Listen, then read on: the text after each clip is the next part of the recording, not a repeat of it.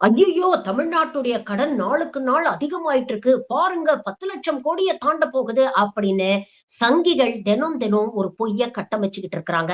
ஆனா உண்மையிலேயே என்ன அப்படிங்கிறத மக்கள் புரிஞ்சுக்கணும்.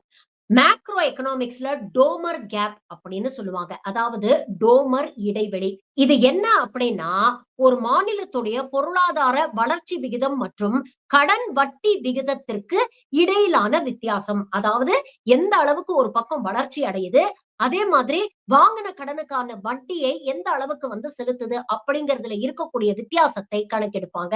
இந்த கணக்கு இந்தியாவுக்கு பார்த்தீங்கன்னா, +3.32% அதாவது பாசிட்டிவ் அப்படின்னு சொல்றாங்க.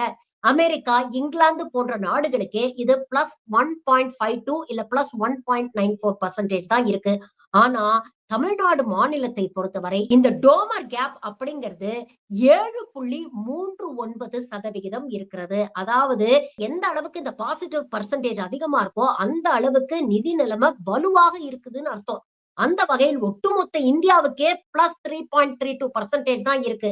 ஆனா, தமிழ்நாட்ட பொறுத்தவரைக்கும் +7.39% இருக்கு. அதனால இதுலருந்து நாம என்ன புரிஞ்சுக்கணும் அப்படின்னு பார்த்தீங்கன்னா, ஒரு பக்கம் மாநிலம் கடன் வாங்குனாலும், வாங்குற கடன மக்கள் நல திட்டங்களுக்கும், இங்க இருக்கக்கூடிய இன்ஃப்ராஸ்ட்ரக்சர இம்ப்ரூவ் பண்றதுக்கும், அது மூலமாக வேலை வாய்ப்புகள உருவாக்கி நாட்டுடைய பொருளாதாரம், உள்நாட்டு உற்பத்தியும் இம்ப்ரூவ் பண்றதுக்கும் அந்த கடன அவங்க யூஸ் பண்றாங்க. அதாவது வாங்கிய கடனை முறையாக மக்களுக்காக, மக்களுடைய முன்னேற்றத்துக்காக யூஸ் பண்றாங்க.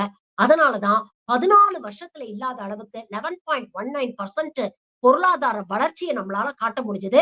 14% உள்நாட்டு உற்பத்தியை நம்மளால காமிக்க முடிஞ்சது. அப்போ சிம்பிள் டெர்ம்ஸ்ல சொல்லணும்னா, கடன் வாங்கக்கூடிய சக்தியும் தமிழ்நாட்டுக்கு இருக்கு.